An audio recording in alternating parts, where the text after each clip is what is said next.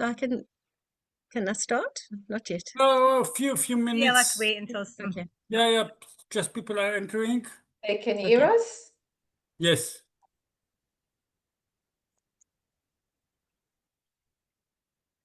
What happened?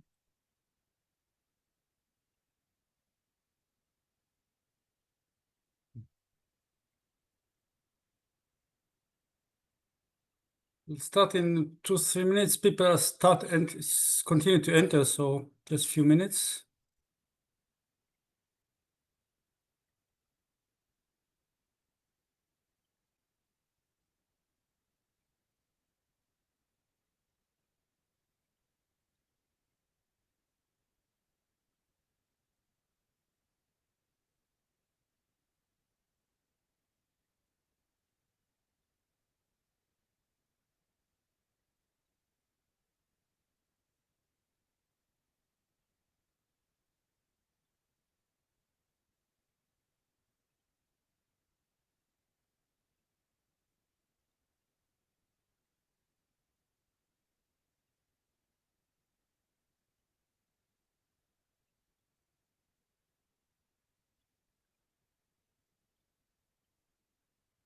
Maisie, you can start. Okay. So, good evening, everybody, and Shavua Tov to all of you that came today to come and be with us in this Global Alpha Omega Education session. So it's truly a pleasure and honor to welcome you all today as part of our ongoing commitment to excellence in continuing education. So I would like to welcome today Dr. Linda Greenwald, which she is renowned specialist in restorative dentistry and prosthodontist. This is a true honor for us to welcome her, and she will talk today on a subject called tooth whitening and minimal invasive aesthetic dentistry. She focused on these subjects for a long time, and she's doing her science on those amazing topics, which we are all eager to hear. So today she will share us her advices and her, I hope, tip and tricks that you're going to tell us how to make our patient teeth white or more white than usual. And this topic about tooth whitening is a topic that reflects the perfect intersection between science, art, and patient satisfaction. And I'm sure this session will not only will be for us to our clinic horizons, but also spark ideas that we can take back to our own practice immediately. And I'm really looking forward to hear. So Dr. Linda, thank you very much for coming today and take the time in your vacation to educate us more and to learn more from your experience. So thank you very much, and the stage is yours.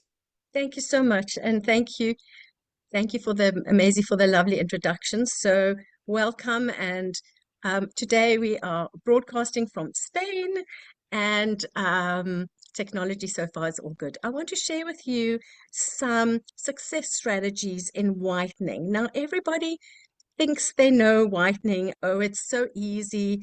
It's like, why do you even need a whole hour to talk about whitening? But actually, there's a lot more complications with whitening, and a lot more knowledge that we need to know. And we're going to share some of the problems, mistakes that dentists make, and talk to you about what really happens with whitening, and what is the best strategies, what are the different strategies, how you get your teeth ultra white. As we know, all our patients want super white Hollywood smiles. The whiter, the better. And so there may be fashion trends, there may be all kinds of things, but actually what I really want to talk to you about today is about the children, the under 18s, who are suffering. There's a whole new lot of diseases that we've been elucidating over the last 25 years. And a lot of children are suffering. There's over 880 million children globally suffer from brown and white marks on their teeth. And the treatment protocols are white. And we're going to talk about that now. So we're going to cover some of the treatment strategies for whitening and health sustainability. We're going to discuss advanced discoloration, the enamel diseases, which are very prevalent now due to the toxic world that we live in. We're going to talk about why do we get the etiology of white spots and white marks, how you can treat them minimally invasively, always with whitening first. So we're going to talk about that. And then a little bit about resin infiltration and how we classify our treatments as basic treatment, an intermediate treatment, and an advanced treatment. That's with the different cases that we get presented with in our clinic. Let's have a look. So here is this is a basic case, really. This child is 14 years old, nearly 15. She has just completed her orthodontic treatment. She has defects on her teeth. She has enamel disease. She has marks and flecks. And what we try and understand is, why do the brown marks occur in this line, in exactly that space on the central incisors? And if you look on the upper photo, you can see defects, fractures, furrows on the teeth.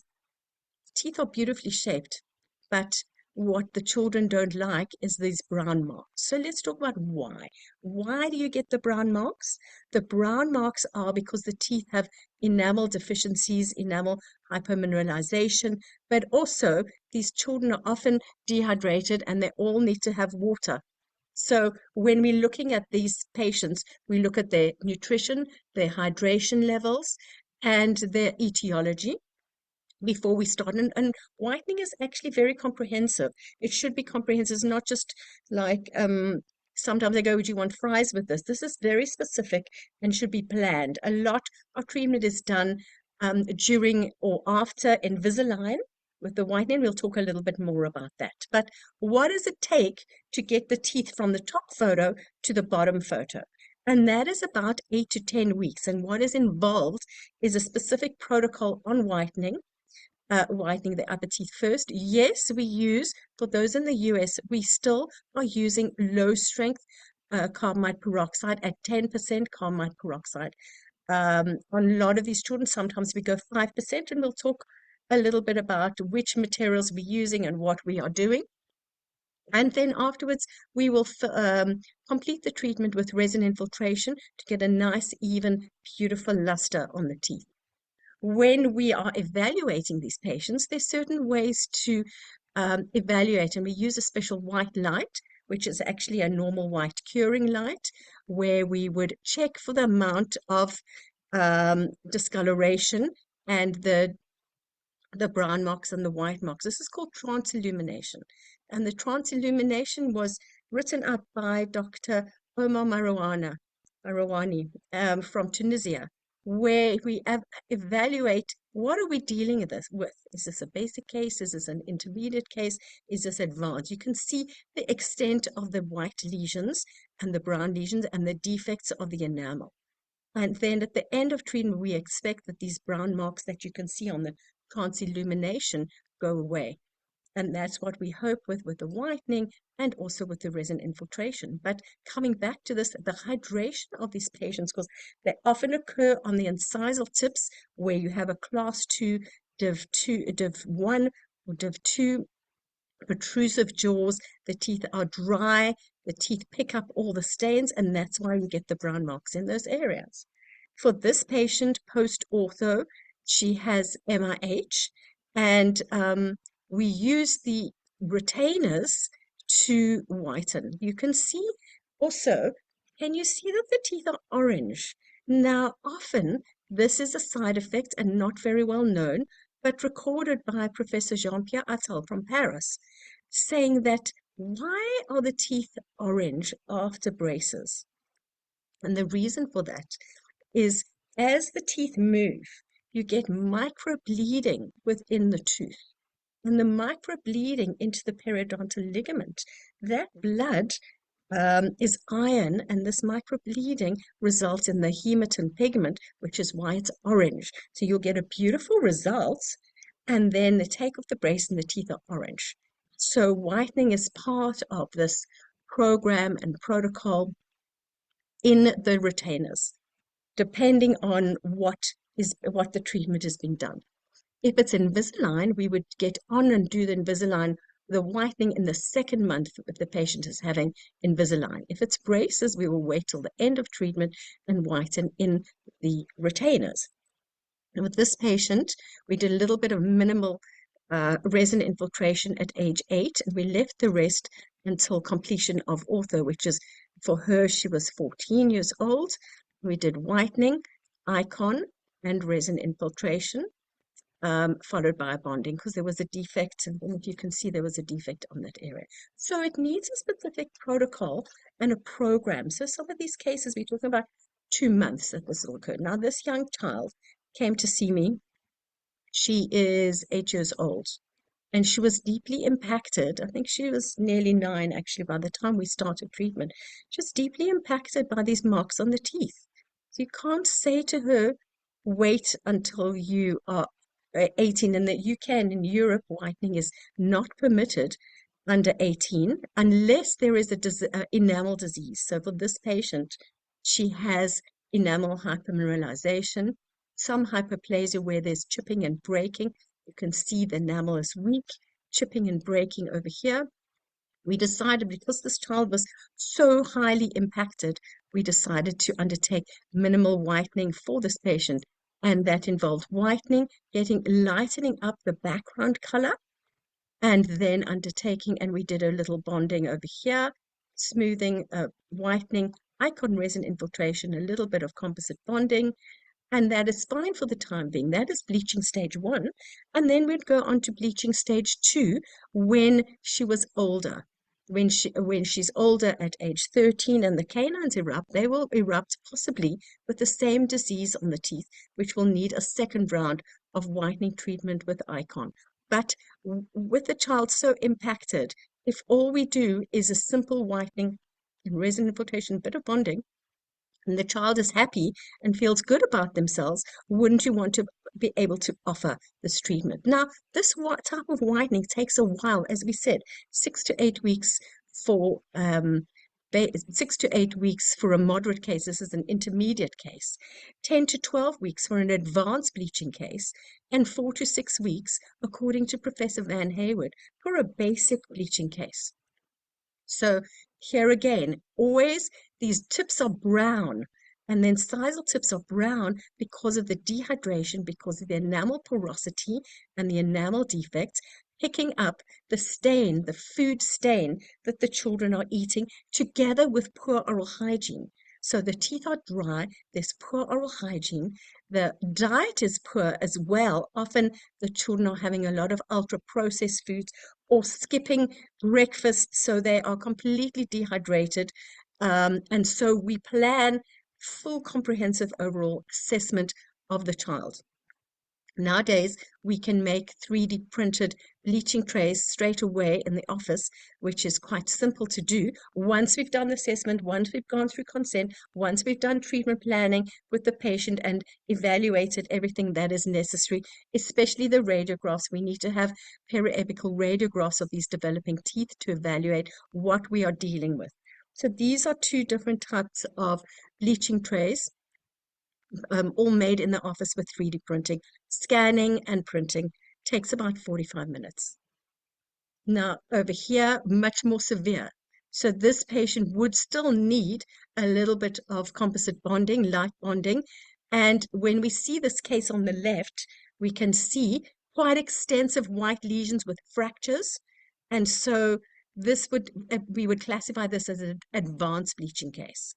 All these type of cases where they have incisal edge fractures, we would always make a retainer at the end of treatment, whether or not they had orthodontics, or so that the retainer can act as a little mini biplate to protect from further enamel chipping. Because if you see on the photo, if you see over here, the incisal edge is chipped because the enamel is weak and defective.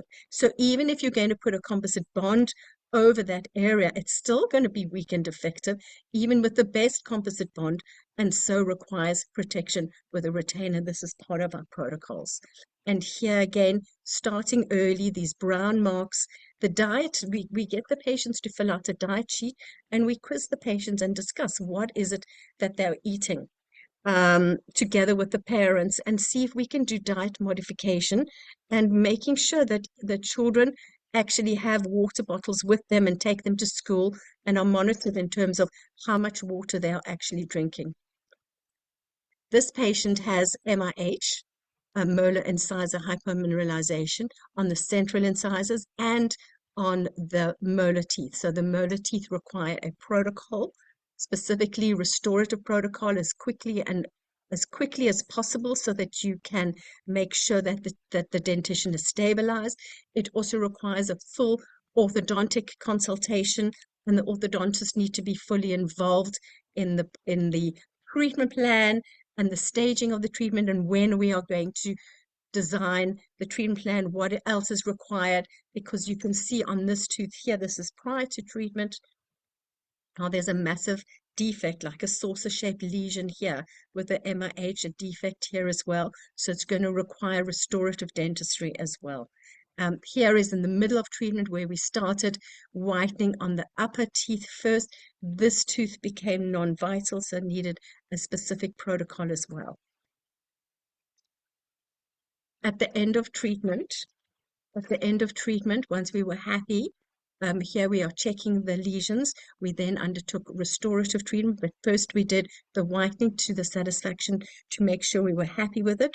Then we did icon resin infiltration. Here is the resin, the edge being placed. That's 15% hydrochloric acid. No legislation on hydrochloric acid. And then we followed this up with a composite bond over the defects of the teeth, improved some of the little bit of symmetry and harmony to be able to do that. This is a Unica matrix band to get a lovely result at the end. Very simple, straightforward, needs maintenance, of course, in hygiene and assessment and their afterwards with their retainers, but this is all part of an advanced strategy program. If anyone is interested, this is our bleaching WhatsApp group. You just click onto this QR code. We have a good number of members on the group. We have nearly 450 members. It's very active, learning about bleaching, learning about protocols, discussing cases. You can load your cases up and everybody gets involved to be able to participate. So we're happy for you to join if you'd like to join. These are some of the textbooks that I've written about bleaching. I became involved in bleaching nearly 30 years ago when I did my master's in conservative dentistry. It was 1989 when Van Hayward published his first paper together with Harold Heyman. And at the time, we didn't actually think that bleaching could work, was effective. And so it's been some of the last 30 years research to evaluate the techniques, what is effective and what works. My latest book was written during COVID, where we were at home, the dental practice was closed, and we did one on food memories and the stories of the grandmothers, where they came from, and the food they lovingly shared with us. And then we also, together with Dr. Kathy Jamison, wrote a book on success strategies in aesthetic dentistry on all aspects of practice management. When I started my practice, which is now 33 years ago, I had a baby at the same time, finished my master's, and the same week opened a practice. So we needed a lot of management and organization structures. This is our new textbook on tooth whitening, the second edition. It's now going, we're busy updating the third edition together with my son. This is how our practice looks. We renovated it, and it's across 3 houses, 3 terraced houses in London. We invite you all to come and have a look if you're visiting in London. We'd love to see you and show you around. Come and have coffee with us. And this is how it looks. We have 7 operatories and 6 operatories, 7 dentists. It's a multi-specialty practice, and we like to have all the latest information, the latest technology, and are always improving the technology with dental AI and ChatGPT, how we can improve service to our patients. This is called the room where it happens, the treatment planning room, where we sit and discuss cases. I feel it's very important for us as dentists to remember, how does it feel for you to be the patient? Has any of the dental colleagues ever had treatment themselves and see what it's like? It's really kind of key for me. We also involved in quite a bit of outreach in the UK and in South Adrica. In South Africa, we look after 30,000 children daily with toothbrushing, supervised toothbrushing.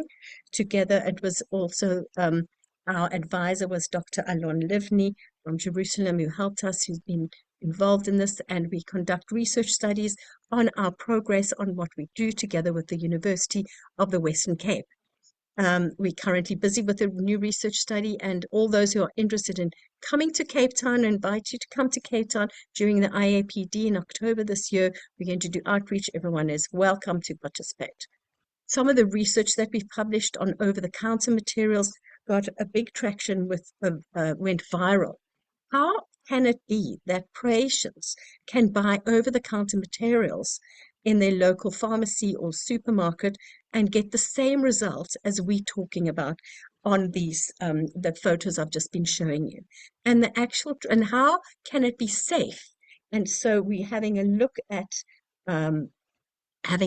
this to see what's in these materials that make it effective, that to make sure that does it work? Does it work well? And what's actually going on? And we discovered that a lot of these products contain, this is some of the research my son, Dr. Joseph Greenwell-Cohen, undertook together at the University of Manchester and in Paris at the University of Paris-Dakar with Professor Jean-Pierre Attal. And it looked, we discovered that a lot of these products contain salt and citric acid. And so the combination of the salt with the citric acid causes a very mild itching pattern. So in the beginning, it starts to look white because a little like itching, and then nothing happens. And so it's a controversial aspect, and it still needs further research to look at that. We also did one on COVID testing in the dental practice when we were busy with that. This is my website. If you want to download any of the articles, please go onto the website to download these articles. And this is a really interesting article about the whitening products that we use, which is carbamide peroxide. Carbamide is special because it contains urea. And these are the products that we use for all our whitening treatments. Urea elevates the pH and it helps with wound healing. And in fact, it actually heals the mouth and was discovered as a treatment to heal. And nearly 40 years ago, it was discovered as a treatment, even in the 60s. The orthodontist Bill Klaasmeer, when the children's teeth, when the orthodontics was completed and the gums were swollen, they used peroxide mouthwash to be able to heal the gingiva. Then they discovered, oh, actually, wait a minute, it's whitening the teeth. Now, the addition of the carbamide peroxide, which has been available for the last 30 years, the urea inside it elevates the pH, allows for wound healing, soft tissue healing, and excellent whitening, and it can be conducted overnight, so it's highly effective. Plus, it has a massive improvement for oral hygiene. So let's just look how whitening works, because this really is interesting. The whitening gel,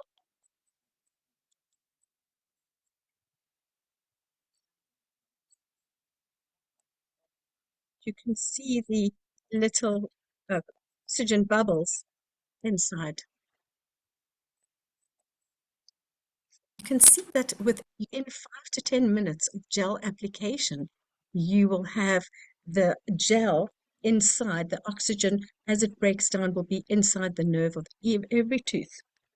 So if we are putting a dental material into the nerve of every tooth, we need to make sure that the nerves and the pulps are safe enough to do that. And if there is a periapical lesion, an undiagnosed periapical lesion, we need to actually first assess it. So all discolored teeth need a periapical radiograph. When it comes to bleaching, we can still have a similar effect, and many patients have a lot of sensitivity with the high strength hydrogen peroxide. In the UK, we cannot use, and Europe, we cannot use more than 6% hydrogen peroxide. Now, at the time, this was very highly controversial because this was the only way, it was thought this was the only way to undertake whitening. Subsequently, with the high strength up to 40% hydrogen peroxide, sometimes the high heat plus the light were causing a lot of sensitivity plus a lot of dehydration. And the actual overall effect may not be as wow as it looks when it's immediately completed. So these are some of the techniques that we use these days. Home bleaching. The best technique is using a customized tray for a patient, or retainers or aligners. All the others are not as satisfactory. And the two basic products are either carbamide peroxide or hydrogen peroxide. Beauty about carbamide peroxide, it's also called a nighttime product, as described by Professor Van Hayward. The beauty about this is because it contains not only urea to elevate the pH in the mouth and allow for wound healing, it also contains carbapol. And carbapol is a slow-release oxygen agent. So it helps to make it active. The oxygen remains active, so sometimes up to 10 hours at a time, according to the research. So therefore, nighttime bleaching using carbamide peroxide is much more effective than if you used a day product or a hydrogen peroxide only product. With hydrogen peroxide only, all the oxygen is released within 45 minutes, a half an hour to 45 minutes, and that's it. There's no more effectivity. And that is why, as we said, carbamide using the nighttime products are more effective. You don't want to go all the way through the night. You can actually whiten for 2 hours. It still has a lot of a very high strength, a very high effectivity. And the research showed that even after 10 hours, 10% of the product was still active. So it is an effective technique. Now, power bleaching is used as a top-up, as a motivator, but not the real whitening. Today, we don't really have time to talk about non-vital bleaching, but the new techniques used with non-vital bleaching are also very straightforward in terms of very safe. There were a lot of bad press in the beginning on non-vital bleaching techniques, and we are using 10% carbamide peroxide. We make an outside and an inside. We do an outside-inside technique, and we used a customized bleaching tray for a patient. After that, we may do some microabrasion or some resin infiltration. Always look at the whites of the eyes of the patient versus the color of the teeth. When we see here, like this, the patient's teeth are yellow, we know we're going to get a good result, but it may just take time. At the end of treatment, we like the whites of the eyes to match the teeth, the white teeth. The opposite is if you have a bleachorexic or a bleachaholic, you will find their teeth are whiter than the whites of the eyes, and we can spot them, and they can be very tricky patients to treat because it's never white enough and they're never satisfied. But this is the photo from this patient, and what we can see here is somebody has put some composite bonding over the teeth over here. And what we recommend is that you actually remove the composite bonding gently to see what's underneath. A radiograph will tell you as well. But first we remove the composite bond with the black plexus and see what are we dealing with? What is the enamel here? We can see it's a more complex fluorosis case with brown marks, orange marks, white marks. And this requires advanced bleaching. This is an advanced bleaching strategy. And what we see here is that the first shade to go away is brown. So it's always, we keep going and going until all the brown is removed. Then we would remove the orange, then the yellow. Then we would actually be lightening the surrounding area, and we're actually lightening the tooth color. Now, when you undertake an advanced complex case like this, what happens is that the white marks get whiter almost immediately, and the teeth can look worse and it can look very streaky. So you need to pre-warn the patients and tell them that these white marks are going to look, it's going to look worse. And the way that the whitening works is it goes into the weakest part of the tooth first, which is the most porous area, which is these white defects. And so you need to pre-warn the patient, and the third day, it's going to look much more streaky. But as whitening progresses, and the color evens out, you will start to get a fade of the white marks. However, we first whiten the teeth to see what can whitening do for this patient. That's what we really want to know, because anything else we do would be, we want to have minimal invasive dentistry. So what can whitening do for this patient? How can we achieve this? What can we achieve? And then any further white marks or defects or enamel porosities or pieces of enamel missing, we would then do resin infiltration. Immediately after bleaching, you need to wait 2 weeks so that all the oxygen can be removed from the tooth, because the enamel bond strength is not strong enough immediately after home bleaching. So we wait 2 weeks, review the patient, and then 2 weeks later, we would undertake any composite bonding if we were going to do that. But most of the time with these patients with complex lesions, we would do resin infiltration 2 weeks later. And then we would follow that up immediately at the same appointment. If we needed to do composite bonding, we would go straight ahead and do the whitening. We go straight ahead, resin infiltration, straight onto the composite bond immediately. We may want to add more bond to that, but to improve that, but we would go straight on at the same appointment. This was all planned carefully. And here's the result. This was just with microabrasion using the hydrochloric acid at 6% hydrochloric acid. So you can see a nice minimal invasive result. Yes, the patient may still want some Invisalign, but she was treatment planned for 20 veneers. And the thing is, wouldn't you want to keep your own enamel, your own minimal invasive enamel, without drilling the teeth? So in terms of protocol, we use Professor Van Haver's protocol, which has literally been around since 1989. His protocol, with extensive research, has shown that the best way to whiten the teeth is the overnight way, using 10% carmine peroxide, and you monitor first the upper teeth. This is the key. This is one of the secrets. First the upper teeth, then the lower teeth. Why do we do that? The upper teeth are whitened first because it's quicker. You have a color comparison, and you have less sensitivity for upper teeth whitening.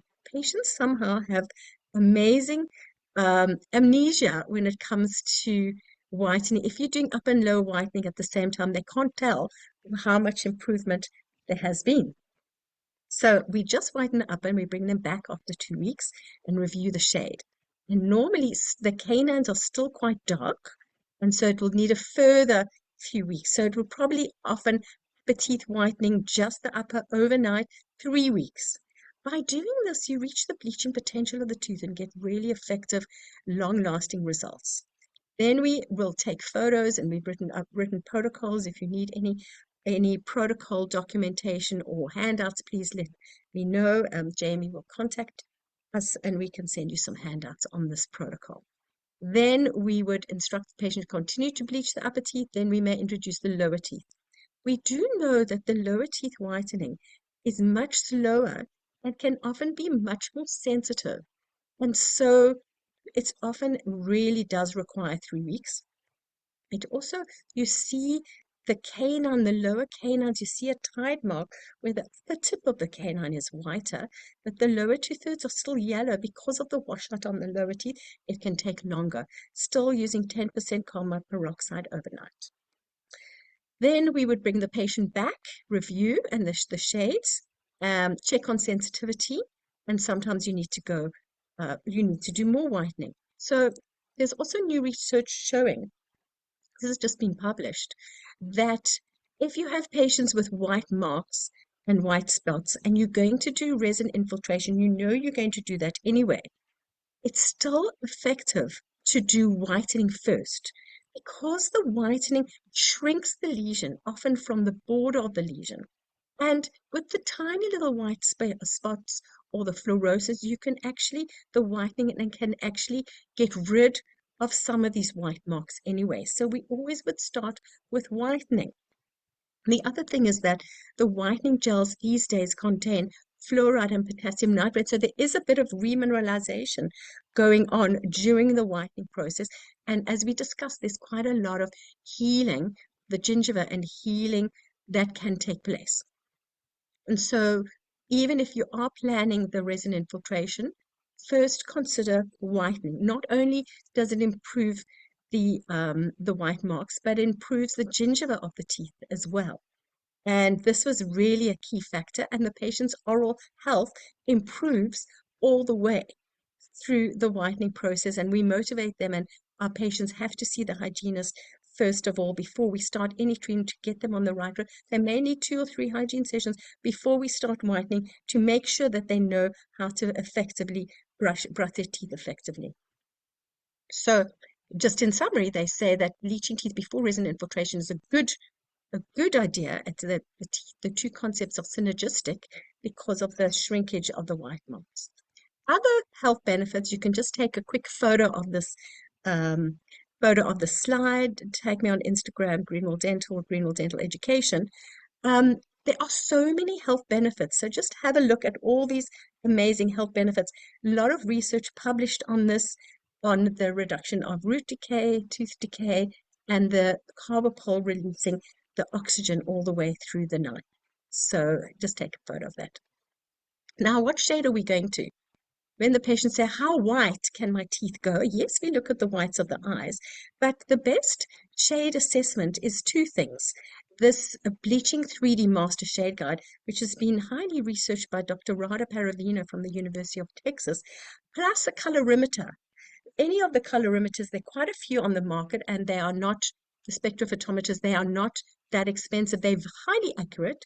They've got Wi-Fi which connects straight into the patient's notes, and they will tell you the exact shade. They will also tell you the bleaching potential of the tooth and when you've reached the bleaching potential of the tooth. It's really a lot of sophisticated ways to be able to do that nowadays.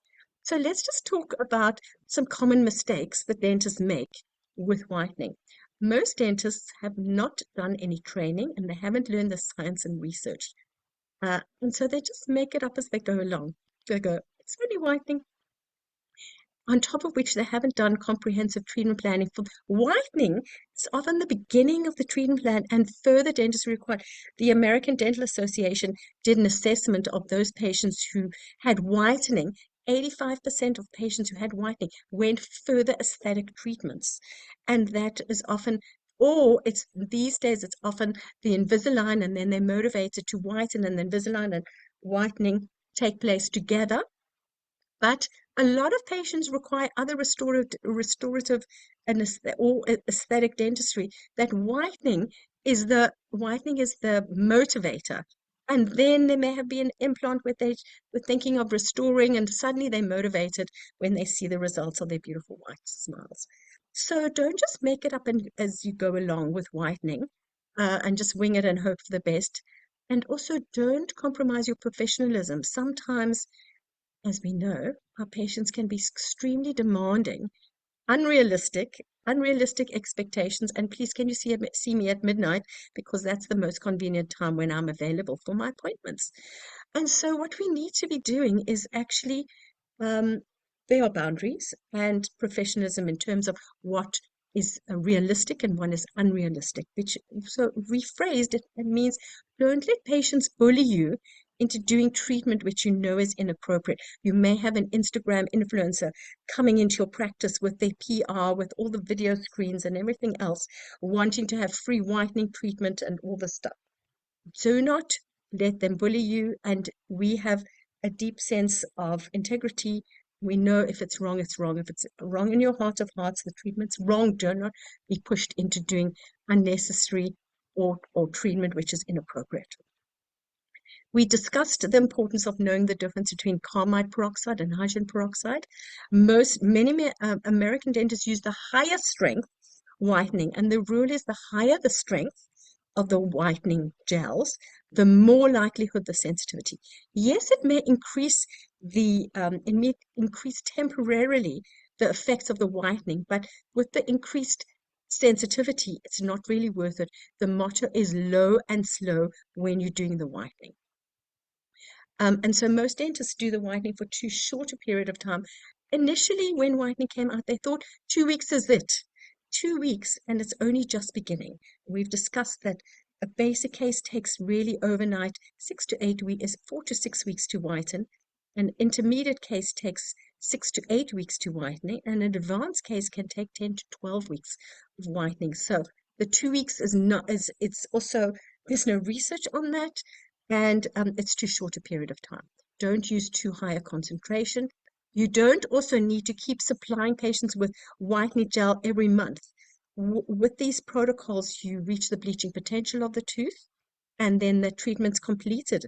Research on Van Hayward's whitening technique, the nighttime whitening, has shown that even 17 years later, if the patients follow the protocol, then this treatment is highly effective. And it lasts. But for patients asking how long does whitening last, the answer is it depends, because you've got to see where the patients actually can comply, is going to follow the instructions. And you can't just give them all the gel and say, enjoy your life. You need to do a lot of monitoring and assessment with these patients. The reason patients top up monthly is they never reach the bleaching potential properly because they were using too high a concentration. Then there was regression and the shade was moving all the time. So low and slow is the most important. The follow-up sessions and the checking with the patients is really, really important. We normally just give enough syringes that the patients need to come back for the next assessment. And we would assess them every 2 to 3 weeks, depending on what we're seeing on the results. Therefore, you may say, well, this doesn't work for me financially because it's too cheap. You work that out according to how you want to do it. But actually, you need an action plan, not only for whitening, for comprehensive restorative aesthetic dentistry, but the whole team needs to be involved in this. And you need to have a maintenance and a whitening program. So how do you choose which gels you use? You want to make sure that you've got enough variation in concentrations, that there's always a soothing gel. We know up to 85% of patients can be sensitive during whitening. Is there a whitening toothpaste? Is there a serum? Is there conditioner? Which brand? What's the evidence? What's the research behind it? Look on PubMed.com. What is the safety record? What marketing is available from the companies? There's a whole lot of things that you need to evaluate. This is a new whitening product from DMG, which is coming soon. It's launched in Europe. They have 10%, 16%.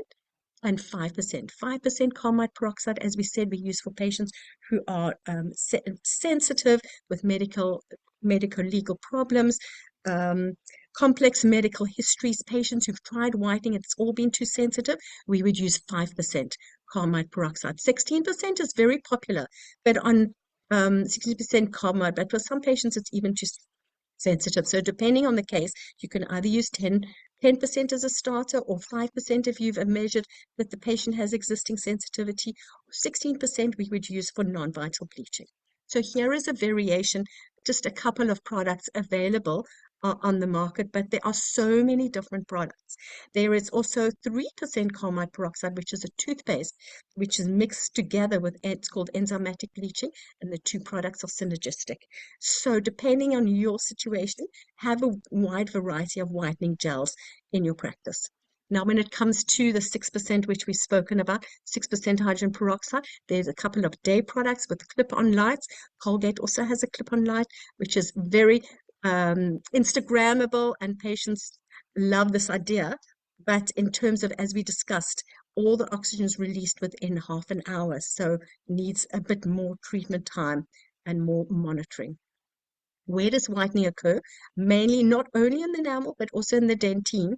And as we said, it goes straight into the nerve. So you need to assess that the nerves, the pulps are healthy.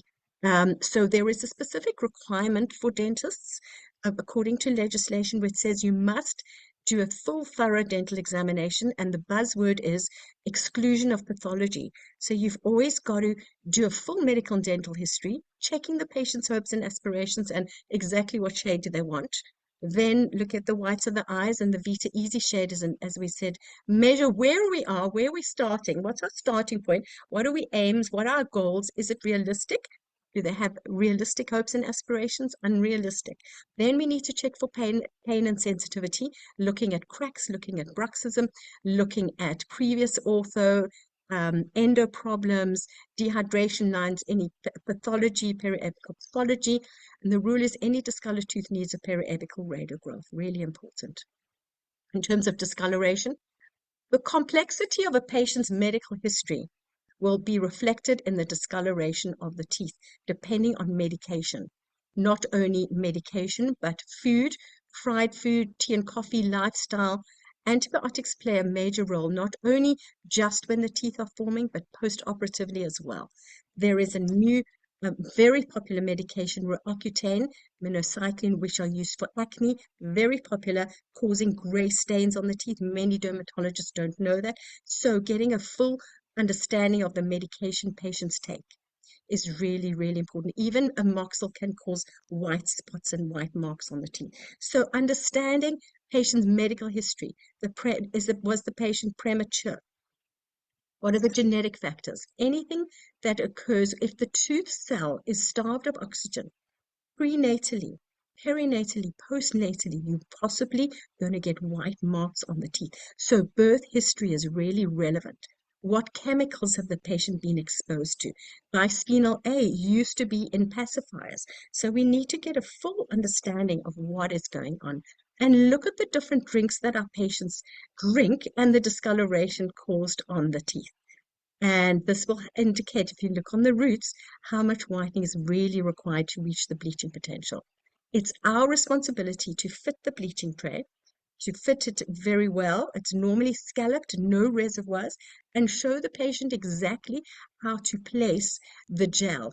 It goes molar to molar. It's not just on the front teeth. We have to seat the tray for the patient and show the patient how to use it. We also tell the patient to actually take a photo of the slide showing exactly how much gel. So normally with the syringes, they use 1 centimeter, not one syringe according to not one syringe for one application. This patient's trays became discolored because they had chamomile tea every night before they went to sleep. But here is a typical example. Whitening first, shrink the lesions with whitening, assess for any defects, and then it would be whitening, icon, and resin infiltration as it advanced.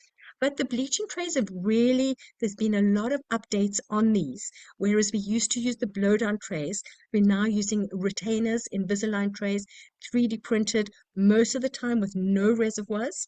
But it's important to assess. Also, do not make sure they're not overextended. So, because this can cause gingival irritation.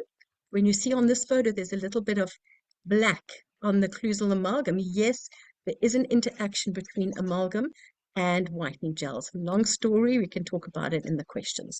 But the 3D printed bleaching trays, which we use the Dentamile software from DMG, has really been a significant game changer because of the accuracies of the trays and also because of the rigidity of the trays. And we can make it straight at the chair side.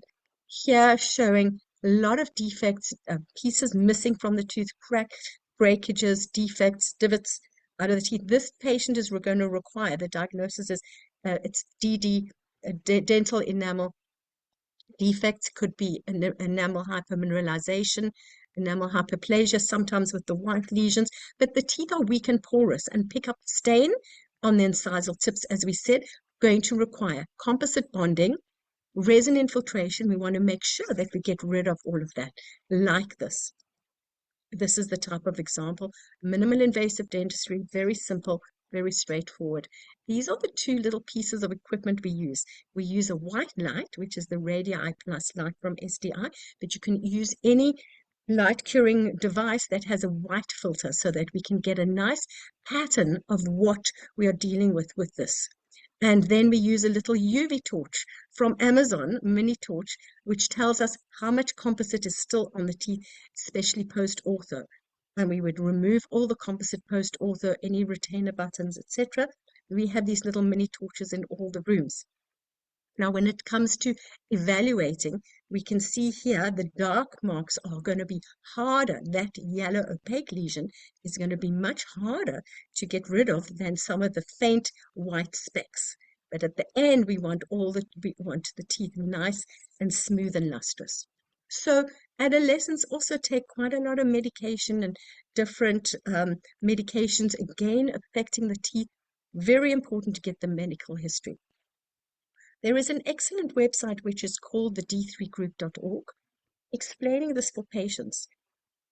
Patients, academics, clinicians, parents, about these white marks, because it can be very distressing for patients. So we mentioned anything occurring prenatally, exposure to chemicals, medication, infection, birth history, anything perinatally around the time of birth, when the cell is starved of oxygen, that is when there's an impact on the tooth, because the tooth structure, the enamel development is delayed and affected. Postnatally, within the first 3 years of life, medication, antibiotics can cause these lesions. Again, here, when you see this, this is MIH. This needs to be restored first. Then we did whitening. Then post-ortho, we did another top-up. So here is post-ortho. You see the canines are yellow because we didn't whiten them the first round. And then in the retainers, we would whiten again. with this patient that had veneers placed, we actually removed them so we could get that. So when it comes to classification of bleaching treatments, as I've been mentioning, no restorative dentistry required, home bleaching 4 to 6 weeks to achieve a B1 shade. Intermediate, some restorative dentistry required in combination with 2 bleaching treatments, 6 to 8 weeks to achieve a B1 shade. And advanced restorative dentistry, complex discoloration, advanced restorative lesions, plus existing sensitivity that may take 10 to 12 weeks to get a beautiful result. So these are some basic bleaching cases, all of them different etiology, but all of them with a similar protocol. You can see lovely results following the same protocol. Intermediate whitening case with these white spots and sensitivity, this is the result. Advanced bleaching case with fluorosis involving bleaching plus microabrasion. This is another similar case like this, whitening, microabrasion, and icon. Same again. It's to do with the dehydration and the enamel porosities. We've mentioned that 880 million children are suffering from this. It is 1 in 8 children in the UK. Globally, global incidence is 14%, but it's very, very high. MIH, which we call the disease, affects the central incisors and the molars at the same time. And molar incisor hypermineralization, it needs a full comprehensive treatment plan. Some of the signs, the teeth are super sensitive. The teeth are cheese-like, they break down, and they just peel off. You have post-eruptive breakdown and require extensive, very fast multiple restorative interventions. Sometimes, because the teeth are so severe, you might need to have extract the sixes and the first molars. So there's a lot of information that we need to assess and a full comprehensive discussion with parents. This is a case like this. Sometimes, can you see there's yellow lesions here? It looks like a fried egg. Now, the yellow is albumin, which is a protein which is incorporated into the tooth instead of the calcium and the phosphate. And the yellow often doesn't whiten out. And this requires advanced restorative dentistry as quick as possible. And as you know, the whole restorative definition of what is required. Now, when it comes to sensitivity management, I'm going to stop in a few minutes, but when it comes to sensitivity management, so many of our patients, not talking about MIH, but our adult patients who want to whiten their teeth, have a lot of existing sensitivity due to erosion.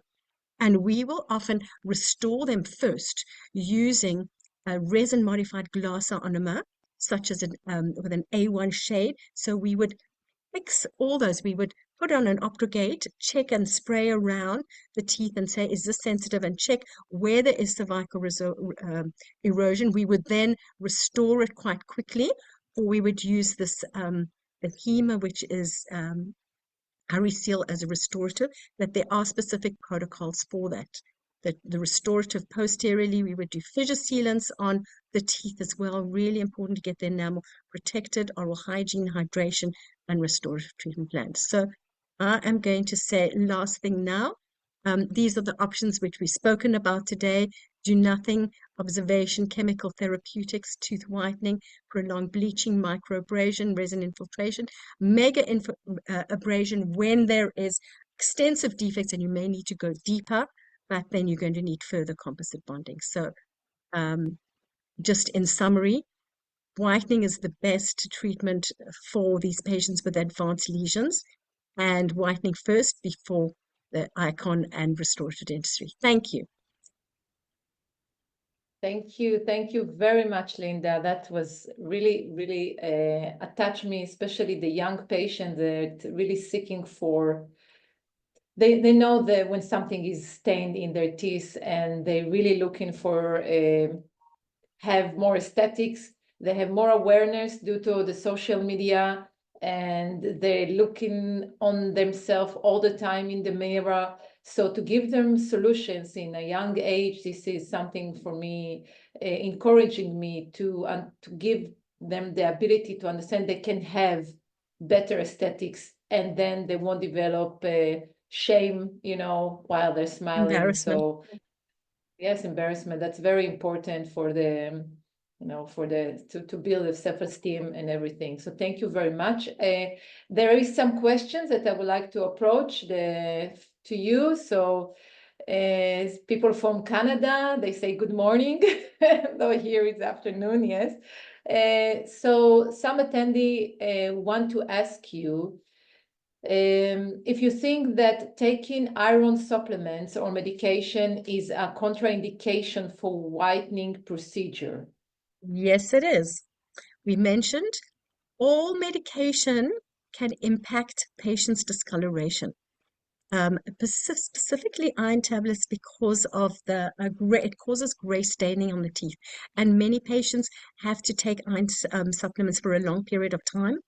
And so you do find this gray staining, which can be quite hard to get rid of. Like we spoke about tetracycline staining on teeth, you get the same gray staining, but you don't get banding on the teeth. But yes, all medication, and the reason that all medication, particularly patients with chronic diseases, we spoke about dehydration, importance of hydration, and the fact that the medication gets into the bloodstream, which does go into the teeth. So medication and hydration and oral hygiene are all really important to understand.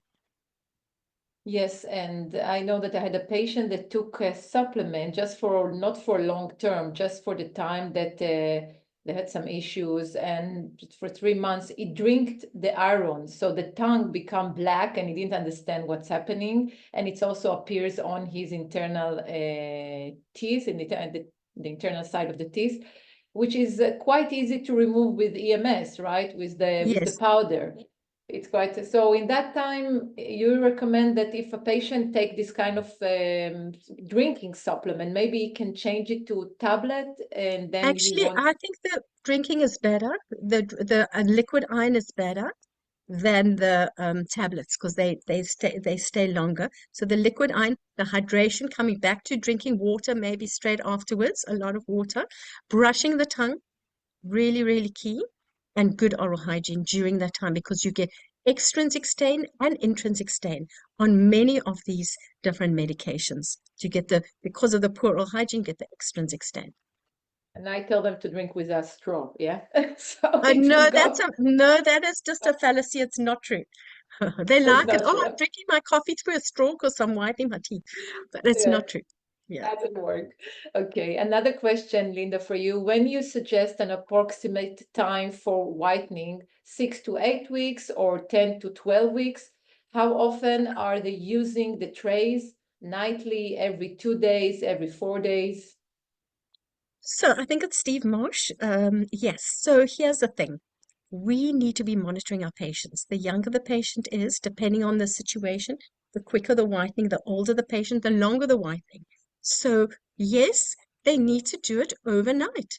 Every night, all the way through, upper only first, every night for 2 weeks, you bring them back, review, bring them back, bring them back. You may say this is very boring, that you've got to monitor and intervene, but the hygienists with good training will be monitoring the whole programs for you. You would motivate. We've written hygiene protocols on this specific discussion. But yes, it needs to be overnight every night. Now, what's really important is the third night. If they're whitening every night, the third night is the most sensitive. And that's when there's maximum saturation of oxygen inside the pulp of the tooth. And that is why they get so sensitive. So you pre-warn the patient, you give them the different products they use, send the patients brushing with Sensodyne 2 weeks before whitening.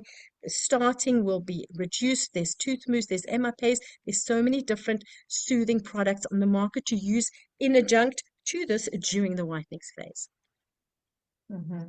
Okay, but it's not depend on the material percentage if it's overnight or not. It does depend on, that's why we use low concentration. All the research been done on 10% carmine peroxide, but now we said there's 5%. 5% is actually 1.7% hydrogen peroxide at low strength, very little, hardly any sensitivity, and that is often with these MIH patients, we're using this on the kids.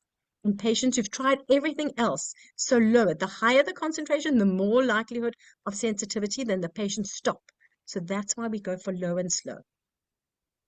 So if you have 16% or 20%, please don't do it overnight. That's what you're saying? No, it depends. We would prefer you to do 10% overnight. 20% you can reduce, but it's still not going to get a better results if you're using No, it's not higher about better concentration. result. It's If not you're about using better. higher concentration, 20% for 1 hour a day, you won't get a better result than using 10% for 2 weeks. You'll get a better result with 10% for 2 weeks. Much more Overnight, yeah. predictable, much more long lasting. So I Okay, see you've thank got you. the questions. I see Howard to know the difference between bonding and resin infiltration. So resin infiltration is a specific technique to remove white spots. It involves 3 stages. Sorry, Howard, there was not enough time to tell you all the facts in 1 hour. But resin infiltration involves 15% hydrochloric acid onto the white spot. Then a little bit of alcohol to check the effectivity to see whether or not you can reduce the white mark with just the etch process. And then you would infill the white mark with resin, which is an unfilled resin. It's called Tegma resin, and that will get rid of the white marks. What I mean by bonding is a composite bond, the whole full bond on the teeth, or repair with composite.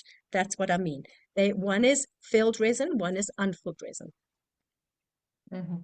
Okay, thank you. And the last one, what is your feeling on in office whitening, Zoom, etc.? So, Steve, I think we discussed this. Basically, it's very fashionable, but doesn't give the long-lasting results. It's fabulous if you've got a wedding tomorrow, but long-lasting, there's a lot of regression because of the high strength and the dehydration. That is why we like you to use the low strength. The in-office whitening is a motivator. If it's going to motivate you to do the boring stuff where you've got to do it every night, that's fine. But it's not a one-off treatment. It's never a one-off treatment. And often patients, when you review and discuss with them, they'll say, "Oh, I've tried whitening before," and you look at their teeth, they're not white. It's because they've had in-office whitening, but it didn't really reach the bleaching potential of the teeth. It dehydrated them, looked wow for a few days, but this is not real whitening.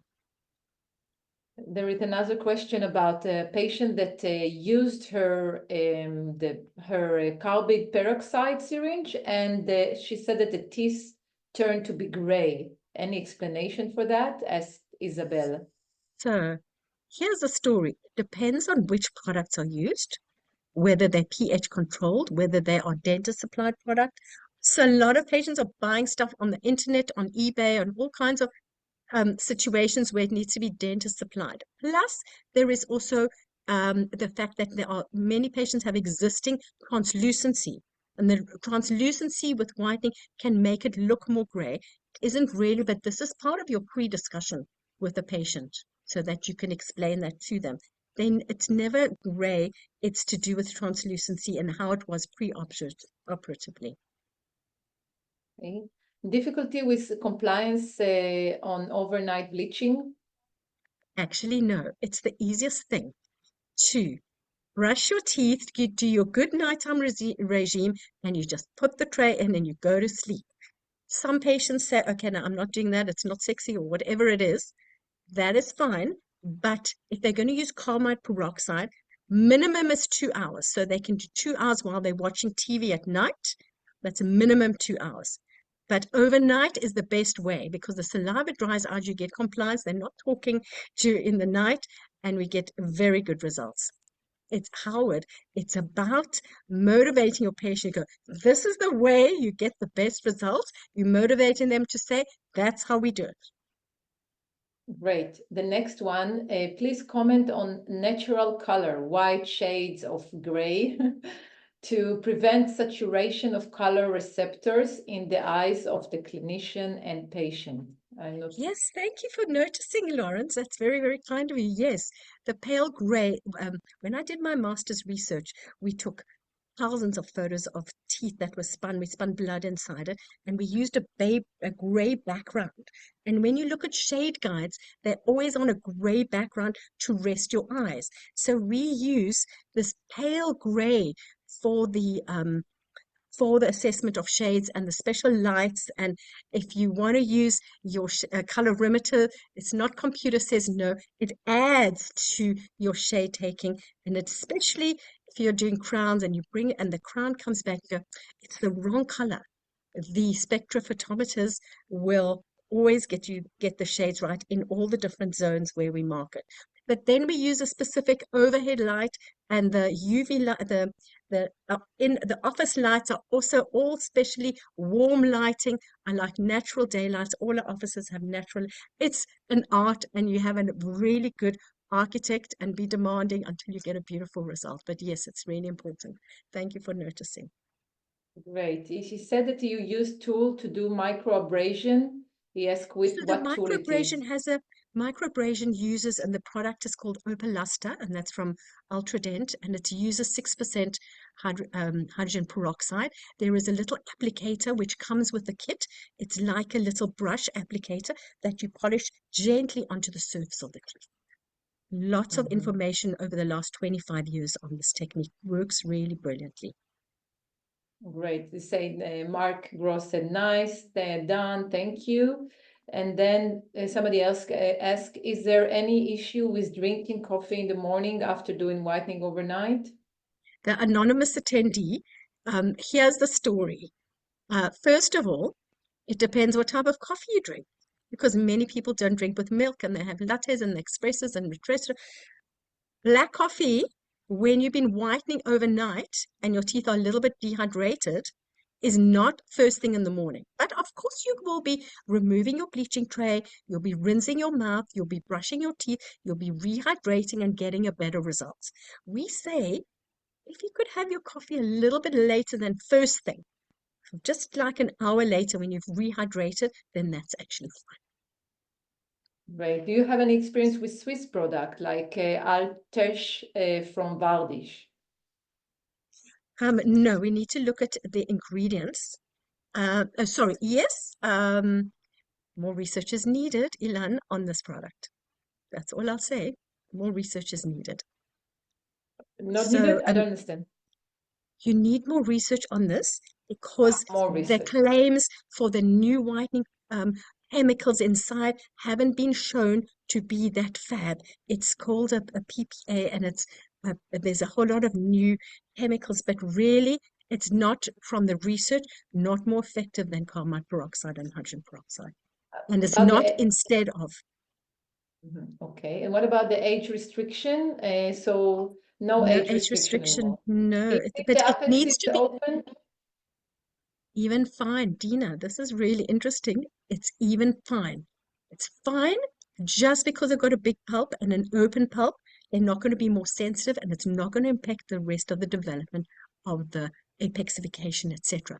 But it depends on the impact on the child, and that's what I've been stressing.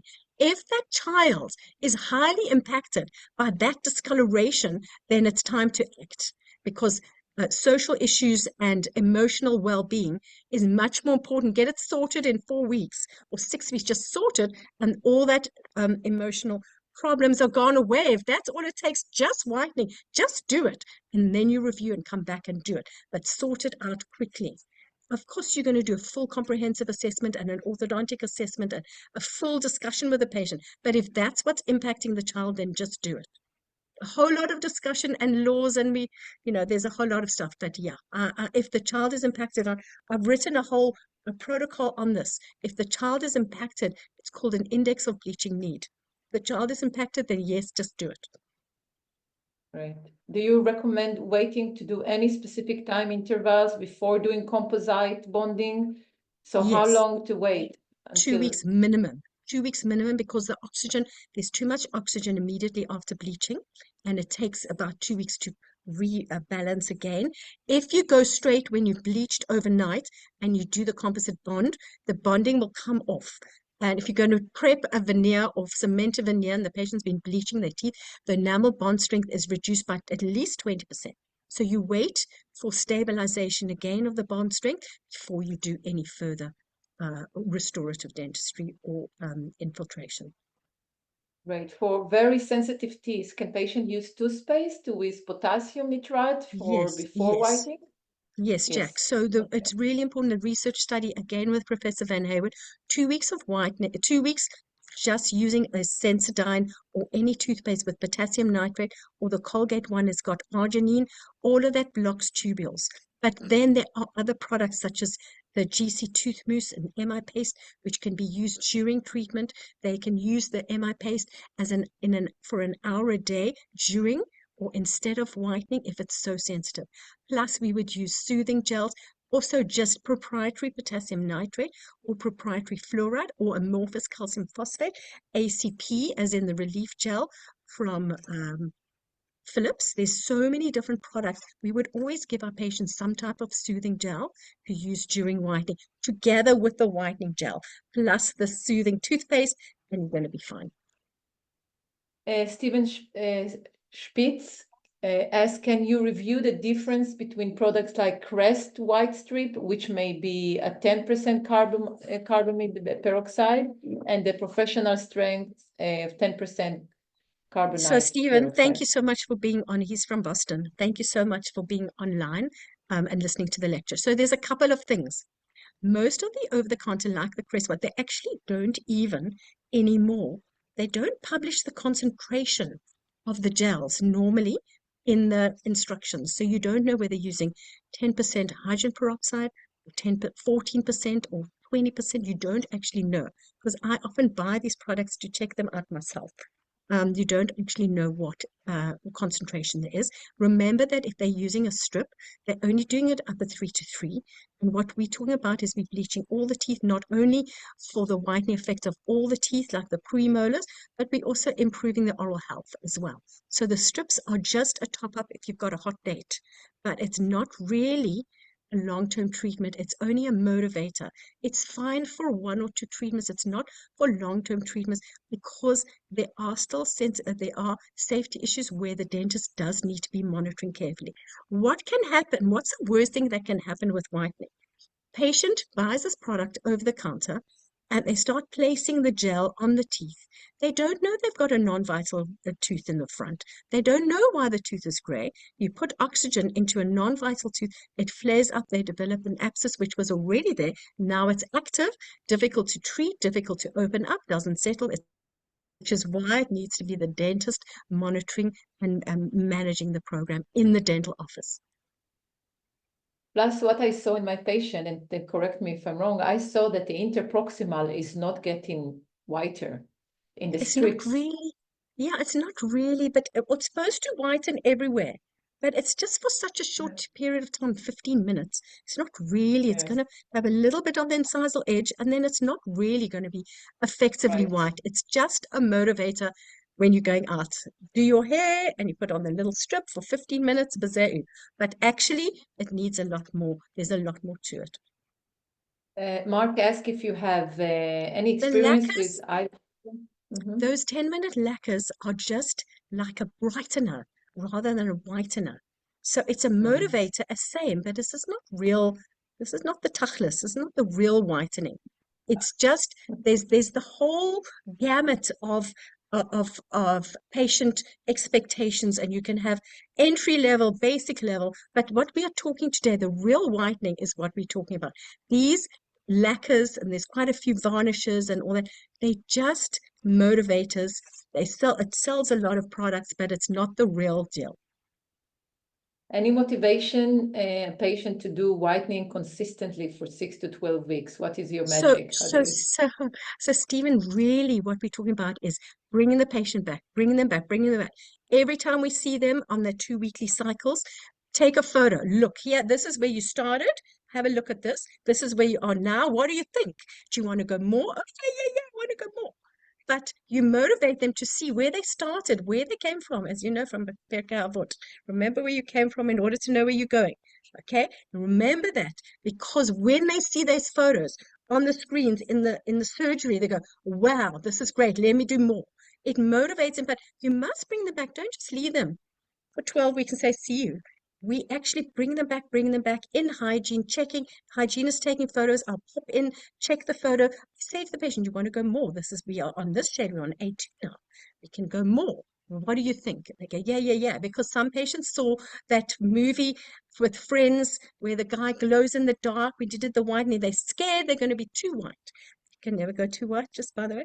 But the point is that the motivator, the bringing them back, the giving them enough syringes, the checking on the sensitivity, this is where, and then Stephen also might charge a little bit more because we're bringing them back so many times, but we're getting excellent results.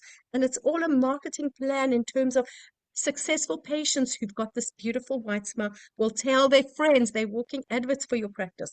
So we keep it up, and we keep up the motivation all the way, and it does work. This is how we do it. There's a song like this is how we do it. But actually, this is how we do it, and the results speak for themselves with these photos. About consent process. Really? Okay, so in terms of, Tina, in terms of consent, number one, the way that we do consent is the way Kathy Jamison has taught me with a case discussion, where you sit down with the patient. Patient comes, we never consent on the first day. Patient comes in, a new patient, yeah, let's do whitening straight away. I say to them, let us discuss. Let us discuss, first of all. I need to evaluate. I've taken a lot of information. I need to evaluate your data. I need to have a look at you. I invite you to come back for a no-charge treatment planning discussion where we can go through. I will give you a tour of your x-rays, give you a tour of your photos, and let's discuss. Because when they come back, we can sit down and go through everything and say, this is your photo. Go, oh, is that me? Yes, that's you. And we show them this is how it is. And I ask them, what do you think? Patient goes, oh, okay. But you've got to go through the tour. You've got to explain that this is their situation. Then you've got to discuss everything that can go wrong, side effects, benefits, advantages, disadvantages. All of that needs to be discussed with the patient.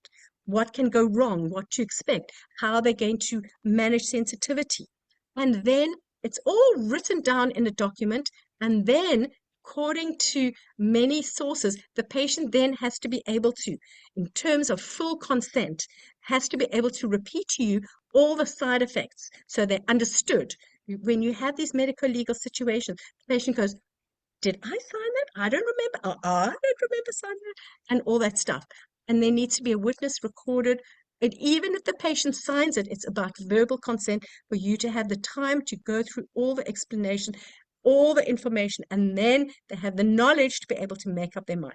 If they say, oh, I need to ask my husband, my wife, etc., bring them into the treatment plan discussion when they come back so that you can discuss further and the decision maker can be there to help it through. Once you've gone through the clinical situation, then you can discuss the financial situation.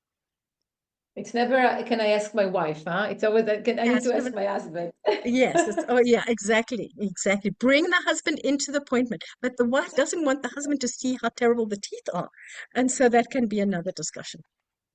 Okay, there is somebody, Dina said thank you, and she also said there is a story with question. I inherited a patient with whiteholic for years, always needed the whiter, no matter how much I told her to stop, she would get white strips.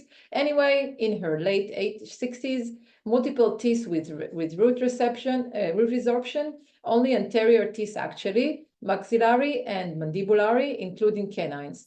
Could there be a connection? What a good question. It's a brilliant question. We see it, we see this discussion a lot because I don't know if you remember, Dina, or if you have any of the patients who are never happy, they're never happy with their dentures.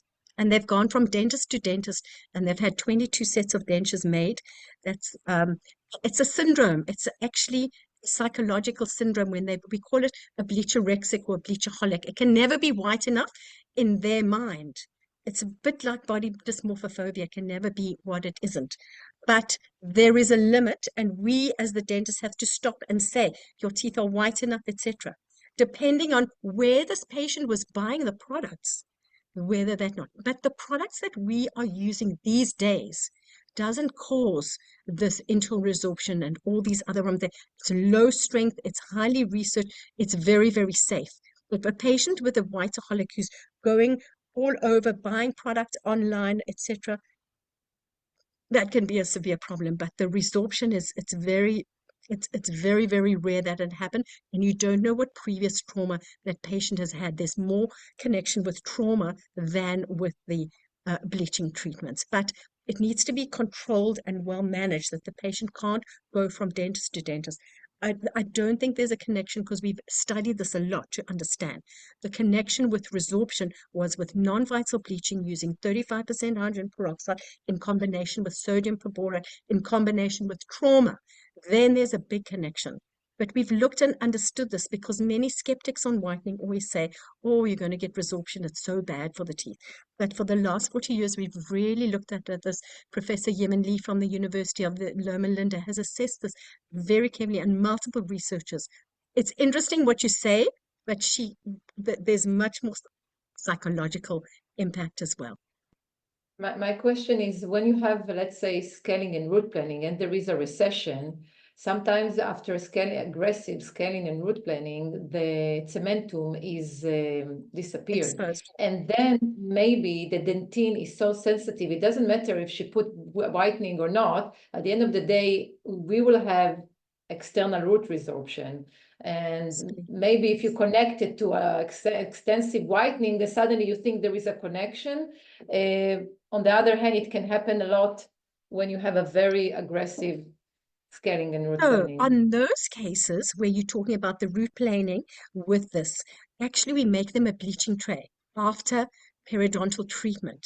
And in the bleaching tray, we change the name, and we call it a therapeutic tray. So it's the same design, soft therapeutic tray, and inside they're putting fluoride gel, they're putting potassium nitrate gel, they're putting tooth mousse, MI paste, amorphous calcium phosphate to soothe it and heal it, and it works exceptionally well. Even you can use the chlorhexidine gel just to calm the gingiva, etc. That's not related to sensitivity, that's related to gingivitis, etc. when you're trying to stabilize.